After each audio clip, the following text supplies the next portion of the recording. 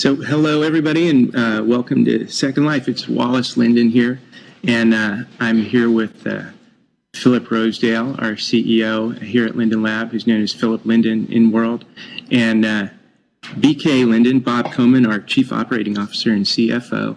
And Philip and BK are going to talk to the audience today about where we are as a company and where Second Life is as a product and platform, and tell you a little bit about where we're going. First, I just want to go over a couple of ground rules and guidelines for the event. If the in-world audience could keep their voice on mute, that would be fantastic, because it'll just make it easier to hear the speakers. And we do have support staff on hand in case anybody needs help with anything. You can send an instant message to me or to Pete Linden. And we will, Philip and BK will probably talk for about 30 minutes. And welcome also to the audience that's checking us out on the web at Treat TV. So Philip and BK will talk for about 30 minutes, and then we'll take some questions from people. And if you have a question at any point during the proceedings, you can instant message me if you're in World, and we'll pass questions on to the speakers for the second half of the hour. And if you're on the web, you can direct questions to our Twitter account at Second Life. And if you just direct an @ reply to our Twitter account, we'll see that, and we'll be pulling questions from there. So I don't want to take up too much time here, because I'm not the one who's interesting on the stage. So I will pass the mic to Philip and let him take things over. So, Philip. Thanks, Wallace. Thanks a lot, and thanks everybody for being here. Obviously, we've got the live audience that we're sitting here with, which is great. We're for those who can't see us, we're sitting in 3 lovely chairs, surrounded on all 4 sides and 4 sims by the folks that signed up to come and be here with us today. Thanks everybody for doing that. First, just a hello to Bob. Let Bob say hi. Bob has been instrumental in my coming back to Linden Lab. Bob and I have sort of teamed up in running the company in a way that I've tremendously enjoyed. Bob is a superstar. His skills are vast, and folks may know that he was our CFO prior to this for, I think, about 6 months now, and he's just been great to work with. We're kind of always around in the company as a team. We're often sort of both talking at the same time or responding to each other, and so that's the format that we're going to take here, where we'll both talk, go back and forth. Bob will interject some things, text or voice when he feels like it, and we'll get to the questions. But Bob, you want to just say hi? Yes, I'm thrilled to be here. I have been at Linden now for just over 6 months, 6 months and a week. So it's been a full time. It's been great getting up to speed. I'm thrilled to be working with Philip, and really this is the first time I've had a chance to meet with our community. So I'm really excited about doing that. So look forward to starting the dialogue with everyone and continuing it going forward. Cool. So I thought we'd kind of do this in 3 parts. I'll probably move fairly quickly in the opening comments here so we can get to conversation and QA. First, I wanted to just give a few orienting words about why I'm back, and how that feels and, what it means to me. Next, I wanted to take you through our internal plan, which is what we're going to do. We did that a tiny bit in my first blog, but we're going to do it in more detail today. And then we'll switch over to QA and answer some questions. And also, I'm going to try to speak to some of the threads from the very many blog and email responses that I've been able to read through in the past days, and certainly since that strategy and call for meeting blog post. So let's get started with that. I read... why am I back? What does it feel like to be back? Where is Second Life now? I read something the other day, just today, that I thought really captured this. It was a media article, media poster, I can't remember where, I just saw it get sent around about Second Life, and what it said that I thought was inspiring and really part of how I feel about things and why I'm back. It sort of said, well, Second Life, the article basically was a sort of neutral article. It said Second Life's it's not really growing like it used to be, but it just won't, basically it said, it just won't go away either. You know, this thing just kind of keeps on coming, even though from a sort of a media perspective, there were people saying it's a kind of a flash in the pan idea, and it was big in 2006, and where are those guys today? But the reality is it just doesn't go away. And that's really why I'm here. You know, the fundamental belief that I have is that Second Life and virtual worlds are going to profoundly affect the human experience. Profoundly and in a positive way. That is the mission of the company, to make that happen, and it's my, personal inspiration and dream to see that happen. And I think the very fact that although we face many challenges as a company, as a community, and we're here today to talk about a lot of them, I'd just like to start by saying nothing that I've seen in these last few years has done anything but strengthen the certainty that I have that fundamental vision is correct, that virtual worlds are going to have a huge impact on humanity. And if I can be part of that in any way, I want to. And so I'm back because I think that I can, at this point in our history, come back and help us to continue to grow and move toward that vision. I think I can help with that. And the content creation that's happened, and the personal stories I've received, and just the feeling of watching Second Life, even in these last couple of challenged quarters, has made me feel all the more true that that's happened. So I'm back because I profoundly believe in this thing, and I'm going to help in every way that I possibly can. I also talked in that first blog post about how improving the basic user experience, which is where our focus really is about tearing down the walls between Second Life and its potential, and between Second Life and more and better use. And I think that description, that idea of tearing down the walls, is more apt 30 days later, from when I first got here than it was when I thought about it and made that first, hello posting. I think it's so important that we pull back, fix the basic capabilities, and see that actually happen. So I think it's an accurate description, and that's some opening thoughts. So let me tell you about our internal plan. Let me take you guys through that. We have a one-slide plan. Our idea there was we're about 250 people in the company. The thing we've been working on in the last 30 days is what's a single sort of a slide? What's a single set of statements that we can all easily memorize and then organize our work around? What can we do to make a statement about direction that's so clear we can all remember it? And so I want to share with you what's on that slide, and what we've all been basically, we've been going through an iterative process of discussing it, doing videos of the whole company talking about it, refining it, changing words, adding things. I want to tell you where we are and take you through that slide. So imagine this, and I'm just going to describe it, because if I have to show you a slide, you probably, we've probably in some sense missed the point. The first is there's 3 words that we have at the top of that when we talk about our strategy for the next few quarters. And those words are fast, easy, and fun. Fast, easy, fun. The idea there is that these 3 words capture what Second Life should and can be as a user experience. We've all had moments where it hit those highs, but in so many areas, we are currently lacking 1 or 2 or all 3 of those things, that so much of the user experience is not living up to being fast, easy, or fun. And if we point ourselves toward that, we can hit it. If we just keep in mind, as we look at these basic capabilities, as we look at the basic product experience, we've just got to make it fast, easy, and fun. Virtual worlds are incredibly magical.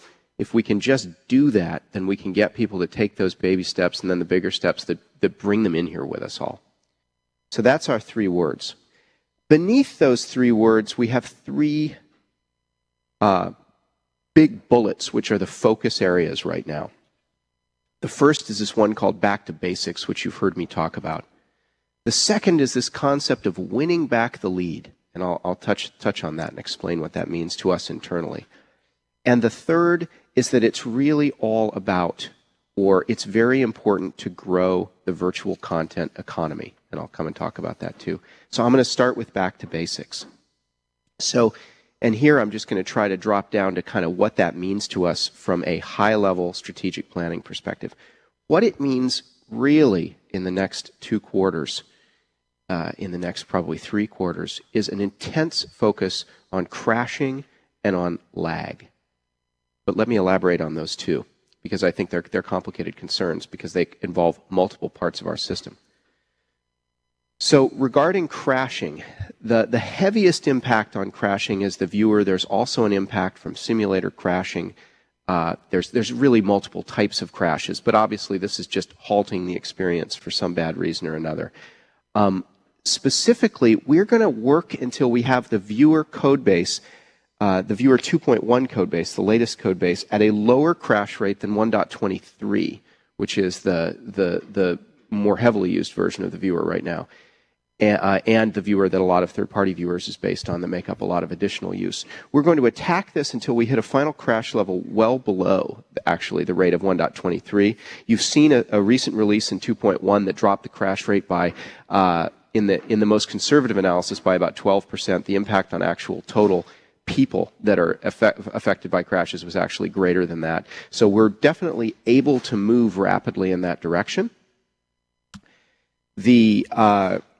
So we're gonna do that with the 2.1 viewer, and then we're gonna set a target goal on that and be very serious in this incremental process I'm going to talk about in a minute, that if that crash rate rises above that target level, we're going to instantly, week to week, attack it again until it's back down to the set point. And that set point will be lower again than not just lower than 2.0, but lower than 1.23.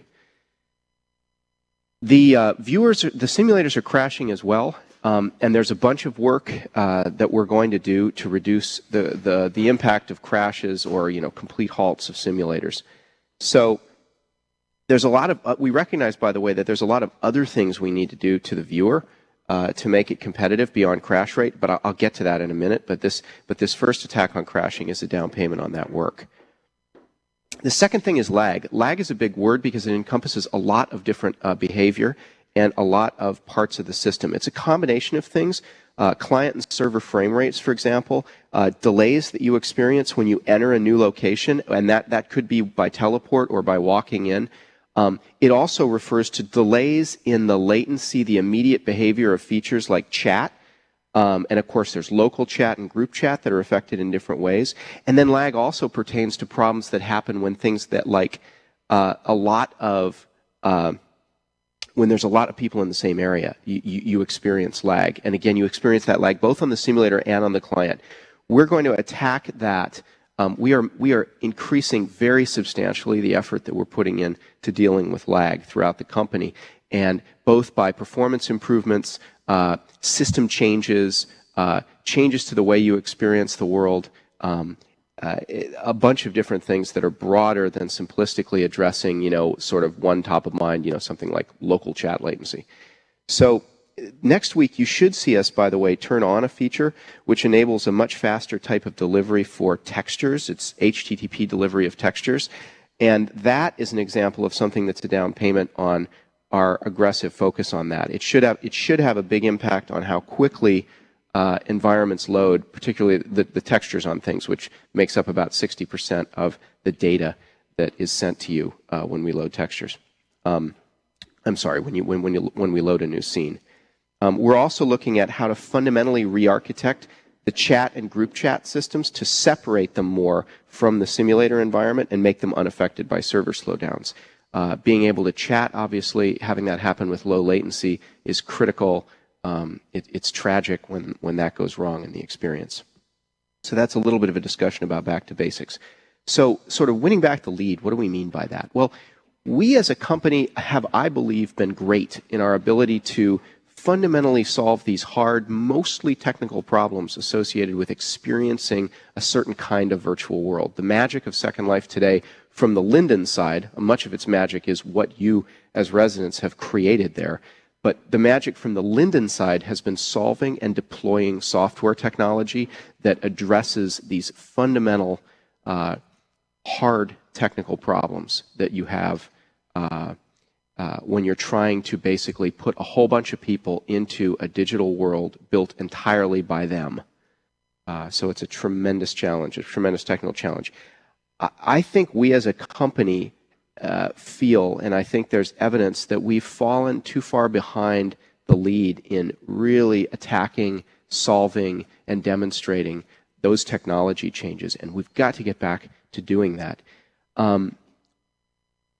Since we have so many different things that we need to do to get back there and to show you that we're able to do that, that is to say, there are so many different hard technology problems we need to solve, so many things that we're challenged by in the system today. One of the biggest things we need to do is simply greatly increase our iteration speed, our ability to get community feedback into those iterations. And it seems like the biggest thing we need to do, and what you're going to see from us next here, is shorten our release cycles. The industry best practice around iterative software development with lots of community feedback is to have very short release cycles and to build the organization's practice around doing that incredibly well. Iterating, making safe changes, having a high-quality iterative step that's taken in a very short time frame, and then being able to get lots of feedback on what you're doing, so that it week to week, day to day, week to week, feeds back into the development process. We are going to make a profound set of changes throughout the company, whether we're talking about the website, the viewer, the server. We're going to change all our systems to allow us to iterate in that rapid way, and to include an open process with the community, debate with the community, debate even amongst ourselves, that conversations that you'll see us having, and a very short release cycle. We're also going to shift completely to the practice of openly developing all this code, meaning that our plans, and in the case of the viewer, our source code, will always be visible to you as we are working on the product. Sorry, just pausing there for a second to make sure our voice is working. I think it is. I know you guys can all hear us here locally, but hopefully we are able to, our streaming feed is happening. The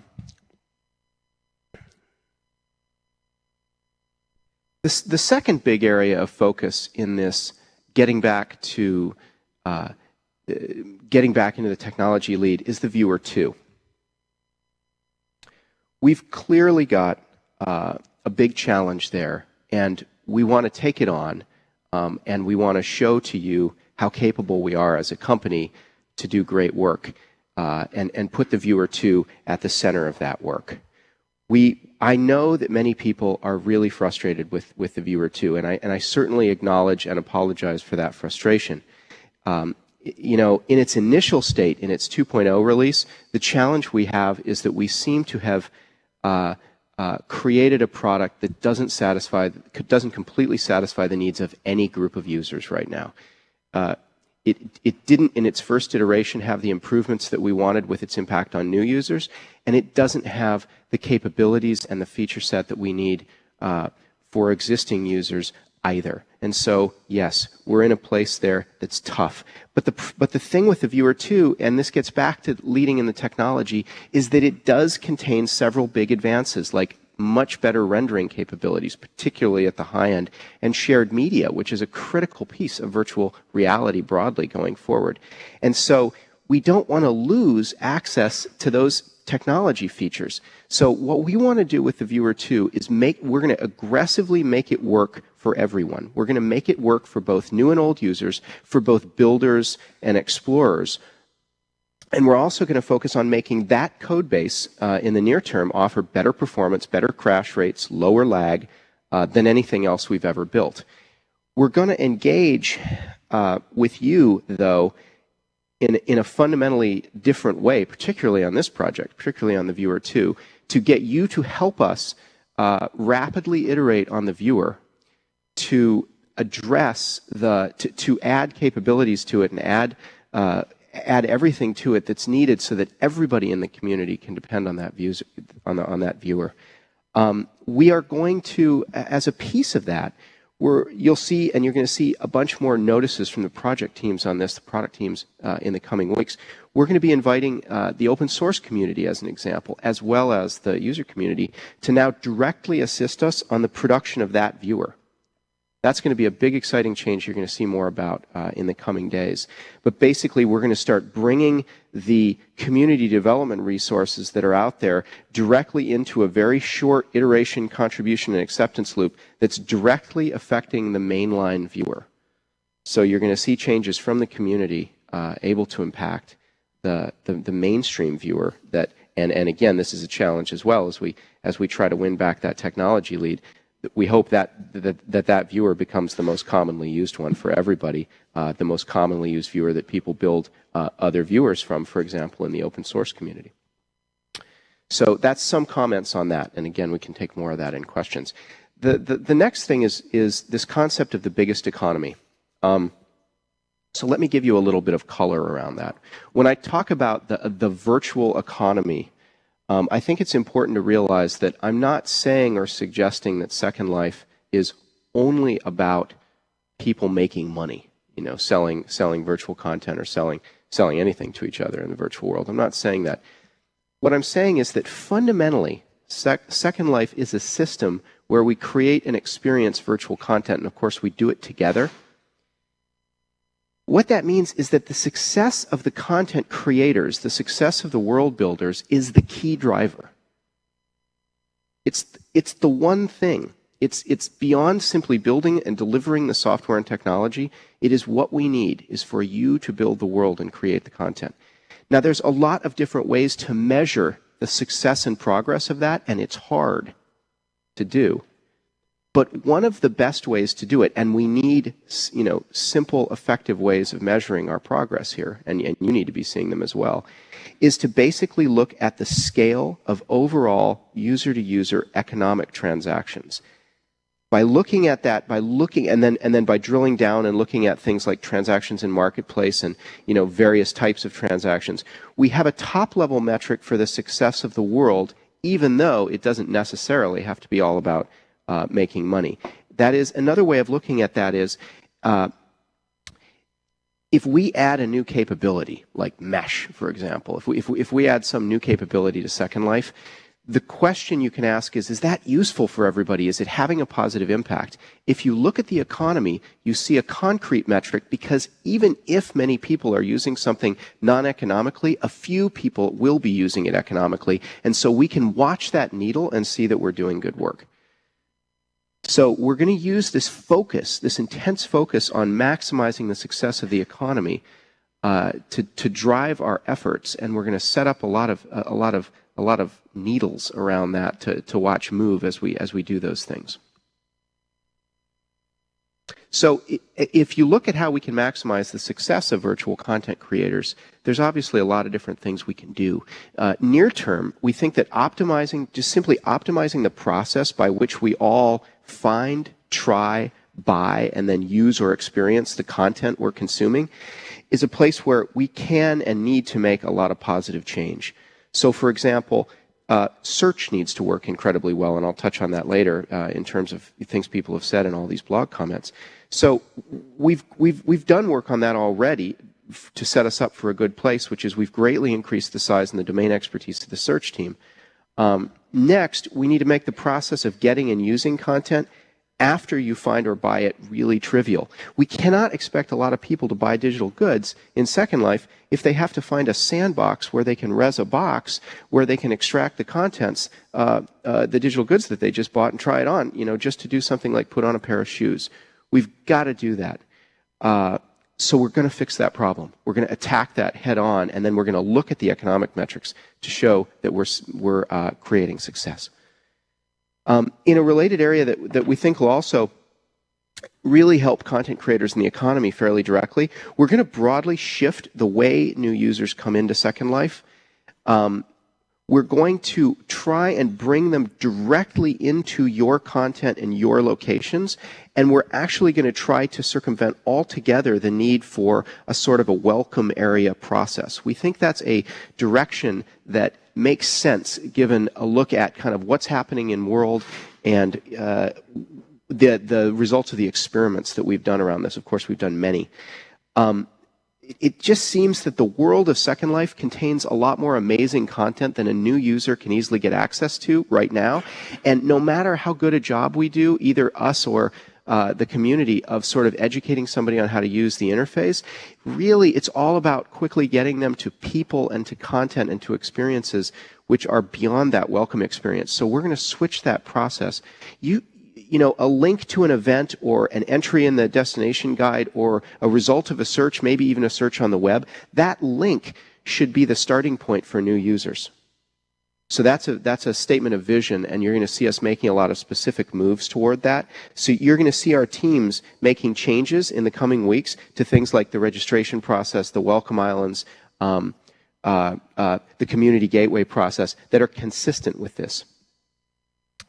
So on the economy, that's, or actually on, let me stop and say, on everything, economy, getting back to basics, and winning back the technology lead, that's really the plan. What we're doing now is we're applying it across the board as a filter on everything that we're doing. We're asking the question, you know, does this fit with this plan? Does its priority bubble up to enough points in this plan where we should be working on it now and not later? So we're applying this to everything we're doing.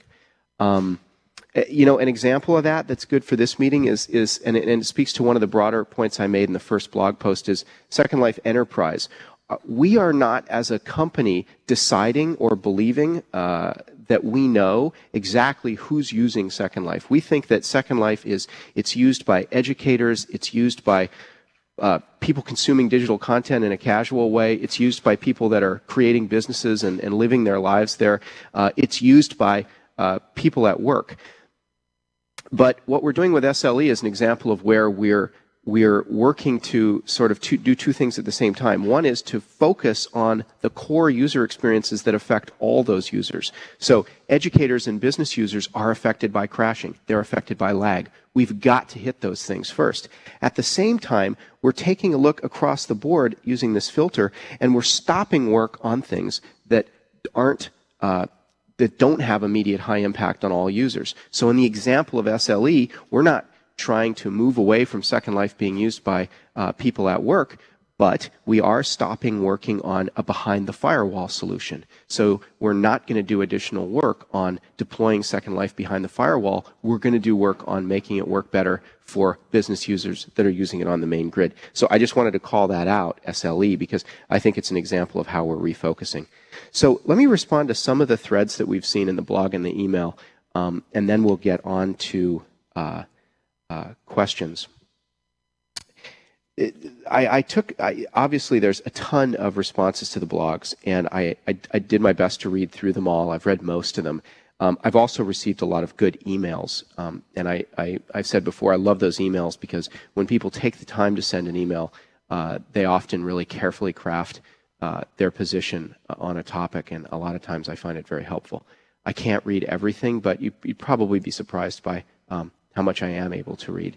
So looking through those threads, let me hit a couple of things. One is, when we talk about the economy, do we mean marketplace? Do we mean X Street? Do we mean in-world shopping? No, we mean the overall economy, as I explained before, not just the marketplace, or not just land sales, or or user land sales. We mean the entire economy. But regarding marketplace and more generally the shopping experience, I think that we do need to do everything we can do to enhance and create an incredibly great 2D or web-based shopping experience. I know there's a debate about this in World. It seems that you've got to optimize the experience of finding and getting content for every possible vector, and the existence of a web-based, shopping metaphor for Second Life will definitely have some impact on the in-world experience, but I think it's the right kind of impact, because if you look at the same changes that happened with real-world stores and online shopping as the internet came online and came up to speed, you sort of see the same issue. These things can complement each other, online or 2D and 3D shopping, in the same way that online and offline shopping do in the real world. So I wanted to make that comment on that thread. The next one is search. I've said a few things about it already, but I just want to recognize and appreciate that people are very frustrated with search. as someone who's really dived into this topic in the last month, it is an incredibly complicated subject. There's a tremendous number of concerns. There's also a tremendous number of opportunities. It's a very complex area. The most important thing that we've done is gotten a bunch of people, a bunch of smart people, a number of new people, a number with domain expertise who are now focusing on that day to day. And we're going to make changes in that day to day and week to week. We will be careful to make changes, though, that balance, in maximizing the economy, we want to balance the needs of content creators, merchants, and consumers alike. I think one thing we can do as a team there is we can be careful about making changes and optimizing the changes to search in a way that, again, maximizes the economy and maximizes the success of the people creating and selling content in World. Region crossing. So region crossing and problems with scripted objects when they cross regions are clearly an impactor of sim performance. And I just want to say we hear you there, and we have an entire Scrum team, substantial group of people that have several of their immediate backlog or worked items focused there. So we hear you. I couldn't agree more. I want to be able to, sail a boat through Second Life or teleport to a busy event effectively, and that's something that's come up. And we hear you on that and have shifted resources to intensify focus there. Many people have asked about mesh. What's happening with mesh? We're very excited about the potential impact of mesh as on the economy, on the quality of the user experience, on the sort of general things that people want to do inside virtual worlds. We're very excited about it. Applying the filter of what we're thinking about right now, we're being careful to make sure that there's a way to implement mesh so that it has a huge impact, but that the impact on res time and frame rate is either neutral or positive. And so there's a bunch of calculus that we're doing, some of it in concert with the beta users of this capability, to make sure that we're not going to increase lag or slow down the experience. But that is where we are on mesh. I've also received a lot of messages about improving accessibility of Second Life to the disabled. And I agree, and I just want to hold out that there's obviously just a tremendous and a heartwarming benefit to, and very aligned with our vision, to making Second Life work for that community. So I'm thinking about that. I'll work on getting some of those items onto our burners, into our backlogs, and talking to the team about them and finding which things we can do and how. I'd also like to point out and call it out here that our push to connect open source developers more directly is probably also a way to get a distributed set of people helping with those changes. But I think they're fantastic changes that are important. So those are really the threads I heard. Oh, finally, the one I just wanted to say as a comic aside here at the end is I'm profoundly committed to getting some sort of a makeover for my avatar. I recognize and apologize for the fact that I'm negatively affecting the reputation of all the amazing people here who do, clothing and skin and other content development work when I show up in the media with my Philip Linden avatar. And so, yes, I hear you, and I will endeavor to do something about that avatar. You must respect that it is my alter ego, and so I, like all of you, I'm a little bit careful about the changes I want to make to it. So let me just stop there and perhaps shift to Bob for closing comments on that, and then we can jump into the QA, take the lead, and have Wallace feed us some questions.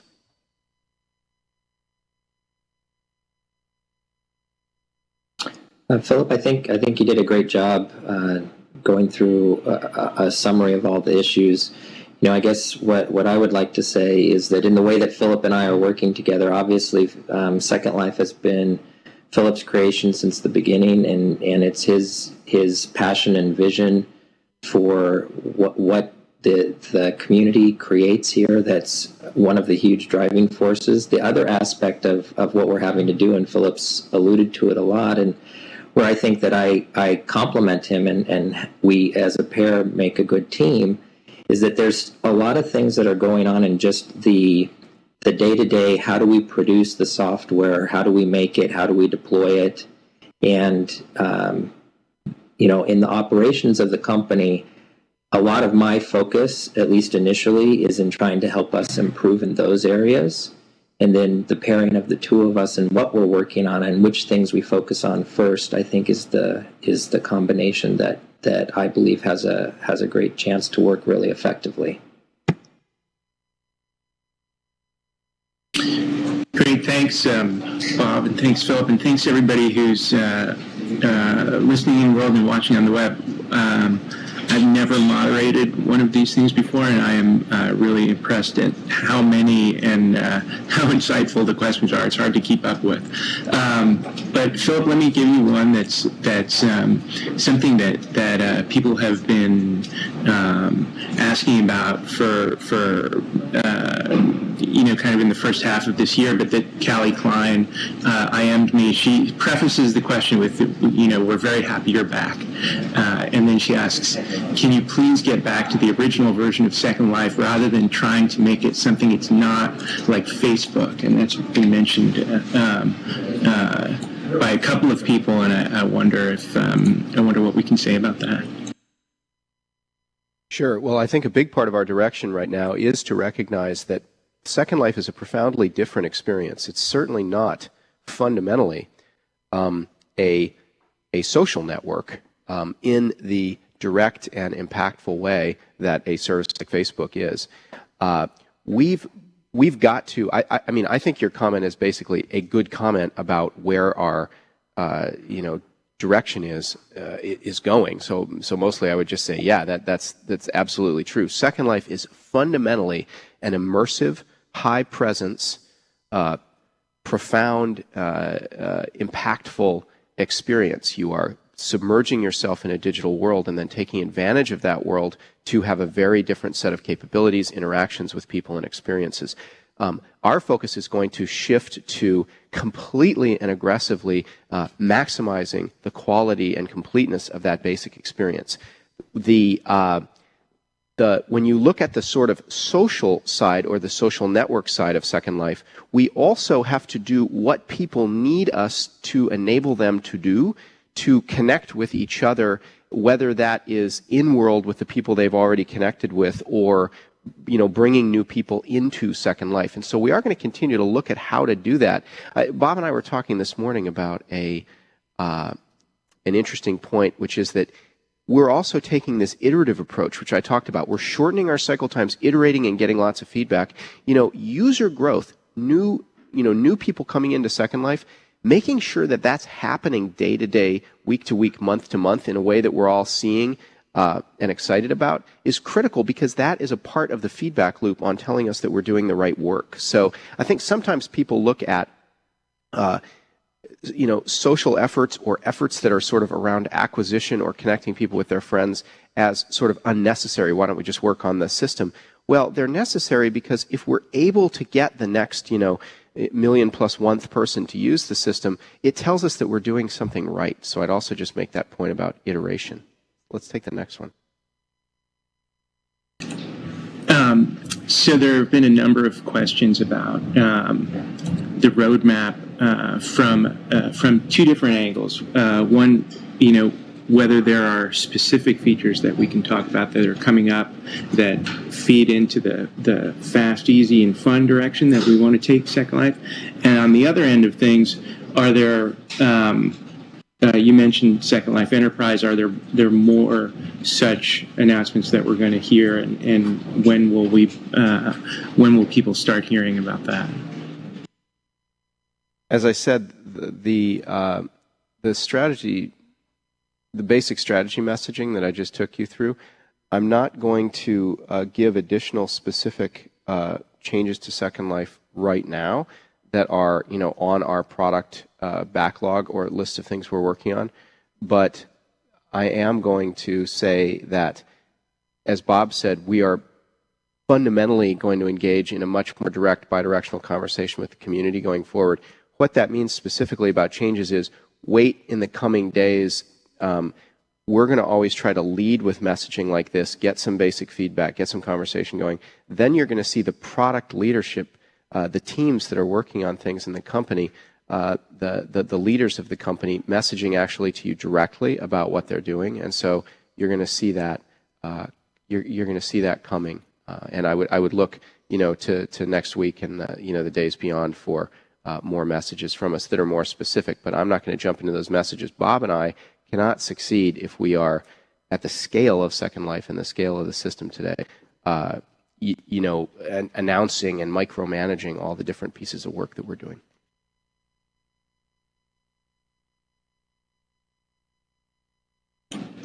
Thanks, Philip. Sorry, I'm juggling lots of questions at the moment. This is a kind of a vision question that someone submitted, which I think was interesting, which was, if you had it all to do over again, is there anything you'd do differently? Yeah, I've been asked that question a lot. I mean, I think everybody, when they hear that question, is quick to jump on 3 or 4 things that, of course, in retrospect, you could do differently. There are lots of things like that, but an observation that I've made about the system is that it's very hard to say, given the complexity of Second Life, what the impact would be of doing things differently. It's a kind of a butterfly moving its wings changes the weather next week in New York, and I think Second Life is a great example of that. So it's really hard to say. We did a lot of things well to survive and get to where we are today. So it's hard to say. I think, though, that just this general idea, if I could go back, I think just initially focusing on delivering the highest quality and completeness reasonably on a specific capability before moving on to another one would, in retrospect, be something that I think would have been fantastic. There are a lot of basic systems that I think we could move faster than we can now if we had, when we were first developing those systems, really asked ourselves, is this actually working for everybody right now? And are we done? And if we had been more honest about saying no internally, it would have structured our work differently. And I think that for some of those things, yeah, it's harder to fix them right now, given our scale and success and the size of the company, than it would have been to fix them then. So, that's something that I would have done differently. So this is a question about Second Life itself and what goes on in Inworld. And it's a question about the direction fast, easy, and fun. And I think a number of people have contributed to the question, but it's essentially, doesn't fast, easy, and fun miss a sense of meaningfulness, which is really what sets Second Life apart from other social media like Facebook and even other 3D worlds? I think that's a fair point. As I said in the beginning, though, this is our company's concerted and intensive efforts over the next several quarters. The other point here is that fast, easy, and fun does not mean that we're changing the nature of the product or the depth of the experience that you can get to inside Second Life. I've heard a lot of, and I think this is definitely partly our inability to message. You're always trying your best to message a good characterization and a terse characterization of what you're doing to the broader community. I think people have worried that our statements about things like now fast, easy, and fun, and even before that, kind of retrenching and focusing on like the consumer or the basic user experience, means that we're actually going to change the capability set of Second Life. We're not. What we're going to do is leave Second Life just as profound and deep and impactful as it is once you're in. But the fast, easy, fun part really relates to, hey, wait a minute. How fast, easy, and fun should it be to do either the things you need to do as a new user to come in or the things you need to do as an existing user? Do we need powerful capabilities like group chat to make Second Life as meaningful as it is, or scripted objects or vehicles? Absolutely. We need those things, right? But are they at present as features fast, easy, and fun? Is it fast, easy, and fun to do group chat? Is it fast, easy, and fun to jump on a vehicle and ride it around in Second Life? It's not. So we don't want to change the depth of the system. We want to make the capabilities, the experiences you can have, fast, easy, and fun to get to and have. So we're not going to subtract capabilities. We're going to add, simplicity, speed, elegance to the things that are already there. Great. I think that we've addressed this on a very high level, but not in the specifics. There have been a couple of questions about whether there are any plans to make Second Life into a multi-platform experience, something that you might access in your browser or via a mobile device, and what our plans are on that front. Yeah, let me take that on. I think that there's no question but that, well, first of all, let me go back to what we said before, which was the prompt from earlier, the first question there. I don't remember the person who said it, which is Second Life is at its core a very special, deep 3D immersive experience that is, fundamentally different, for example, than a social network, and for that matter, fundamentally different than anything going on the web. So when you look at how to take Second Life forward to span different platforms, for example, the browser and mobile, which are the two you call out, you've got to respect first the fact that what you need to take to that platform is this very deep, amazing experience. So what that I think says specifically is that, let's start with the browser. The fundamentally browser-based 3D experience is coming, but if you look at it with a technical eye, what it suggests is that it's probably not coming for a couple of years. It is difficult to take an immersive 3D experience such as Second Life is offering and port it directly to the browser in the near term. That said, we have a number of R&D efforts underway to, well, I shouldn't say a number. We have a couple of people who are looking closely at exactly how that's going to happen when it does happen. But I think right now, as a simple answer, we are going to focus our efforts on making the existing platforms and the existing client and server that we have work incredibly well in the way that I've been describing, and not worry, particularly in the next several quarters, about the browser-based approach. And the same basically goes for mobile. That is to say, mobile is an incredible opportunity, but the mobile platforms have not yet told us, at least from my sort of strategy eye, and I think ours as a company, what we can do, what we can do there. How can we use mobile to deliver that immersive, profound experience that's fundamental to Second Life? To take the same kind of idea a little bit further, someone's asked how fast, easy, and fun benefits specific communities such as, say, merchants or business owners, the education community, enterprise, or accessibility for the handicapped. Are there parts of the fast, easy, and fun strategy that are directed specifically at those communities, or how will that work? Well, as I said before, our goal is to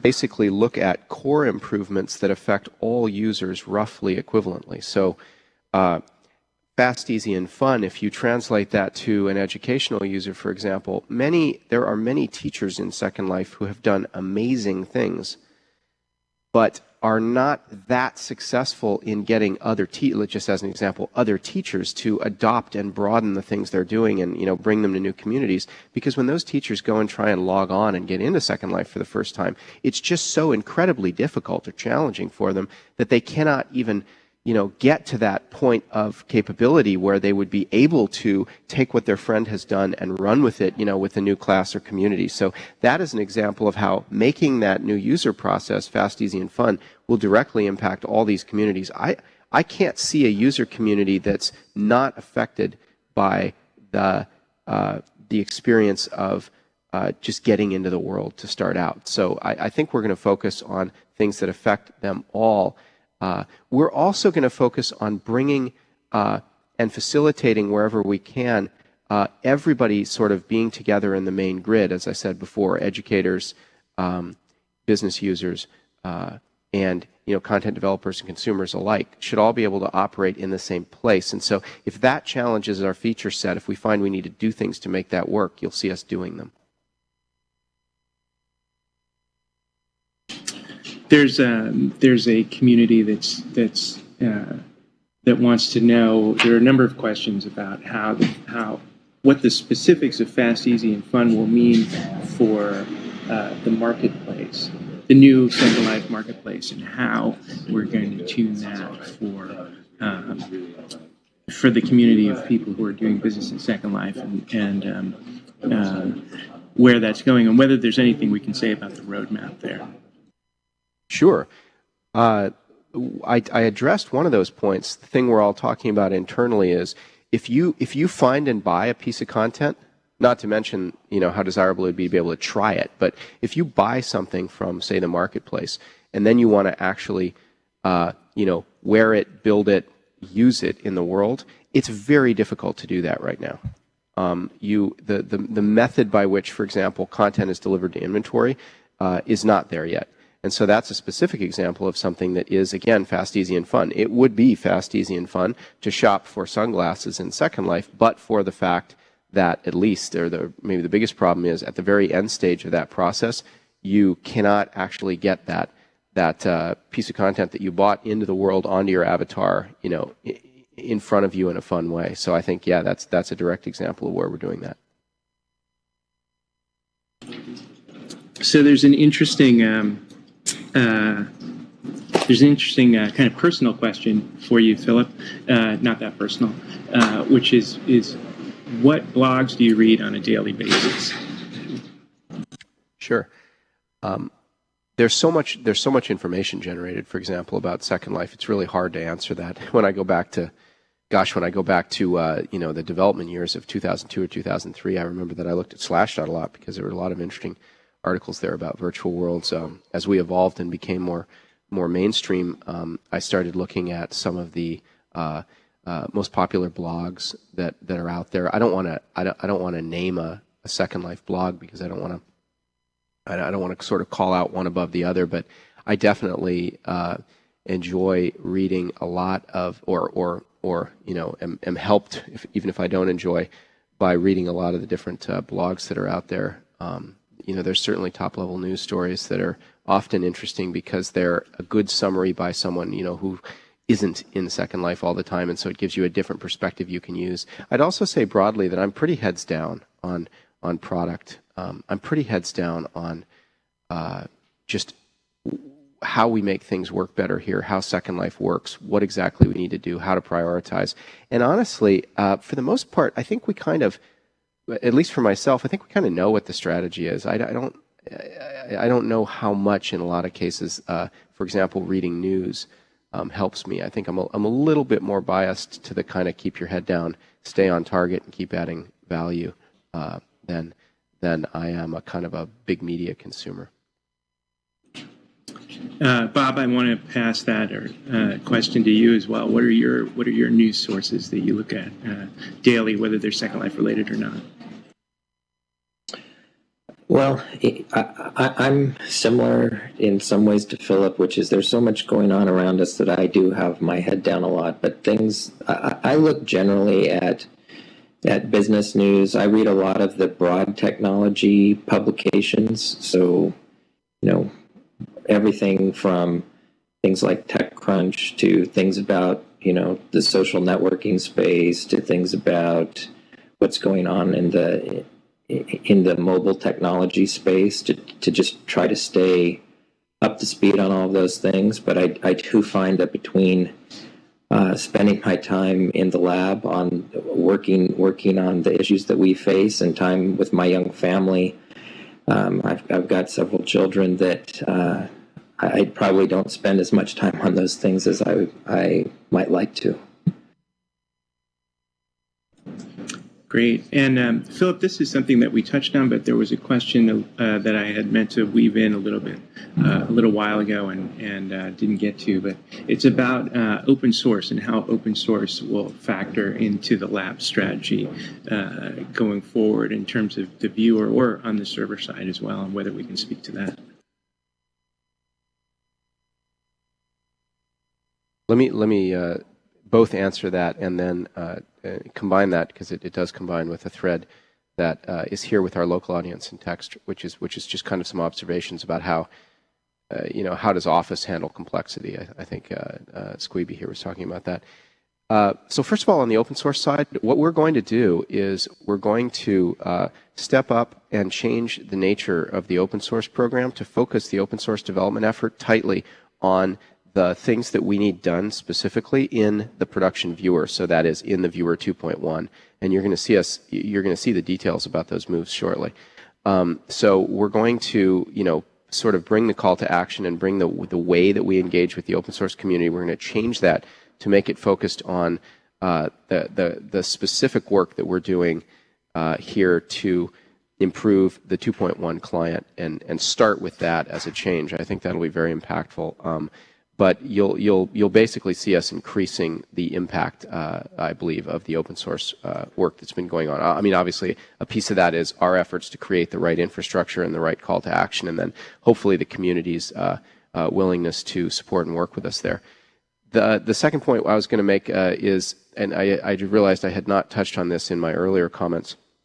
When we talk about making the Viewer 2 work for existing users and new users, I just wanted to make the point, because this has been made in a lot of threads and it was being made here in local chat as well, that probably implies a profoundly different kind of user interface or user experience for those two groups. And it almost does seem like it's a kind of a binary split. Our internal user experience team has been thinking a lot about this as well, that when you're kind of in build mode, so to speak, you're really in a different mindset and have a different set of needs out of the Second Life system. And so we're turning that over in our heads right now, and then bringing that to the forefront as we think about how we're going to iterate week to week on this viewer, and how we're going to add capabilities that create all the capability space that you need, say, as a power builder. And then separate those capabilities from the capabilities you need as a very, first-time user who's trying to get their clothes on and trying to walk around, an amazing castle or something in World. It seems that the user experience for those two is quite different, and it may even be different in a way that is sort of separable and binary. And I think that I know we're thinking about that a lot, and I think you're going to see us going in that direction. So we're not going to try to create a single sort of in-between user experience that's homogeneous and uniform and works for both groups of people, because I don't think it's possible to do. So that's a specific direction. And we're also not going to try to build two completely different code bases, because that would be too costly. I don't think that's a pragmatic move for us to make as a company right now. We can move faster if most of the code base is shared. So let me stop there. Great. So let's take one last question, which is from a resident named Archie Chelmsford, who says, we're so happy Philip is back. Can he reassure us he is back for the long term? On the question of the CEO and who the company's CEO, I'm the interim CEO right now. I would just say that my head and my activity and frankly the management team's activity and by extension the board's activities are completely focused right now, completely focused on putting our heads into the product challenges and the user experience challenges that we're facing to get Second Life into the right place and headed in the right direction. We have not begun the process of selecting a long-term CEO. So that's what I would say about that. And I'm here full time and tremendously enjoying the work that I'm doing. Great.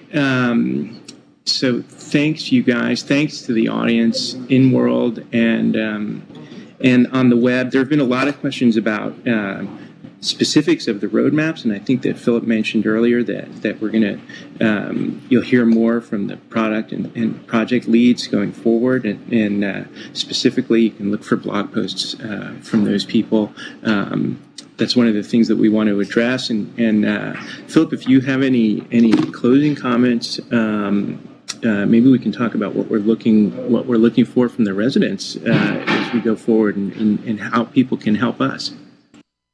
Well, in closing, I guess what I would say, what I think is most important to say, and Bob and I were talking about this earlier this morning, is that this is the beginning of an enhanced conversation and a search for what the right ways to be highly interactive and communicative bidirectionally with everybody in Second Life is.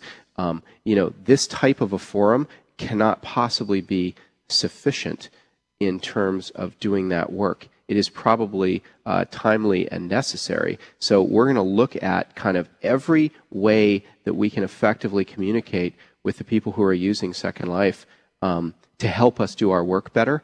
And we will have follow-up conversations, interviews. We will try a number of different things. You can help us by sending us ideas on that front. Like I say, this particular format is one that is great, but it doesn't address every type of interaction we'd like to have. I'd like to sit here for 8 hours and talk to everybody individually that's sitting here. I've got 50 of you sitting around me right now.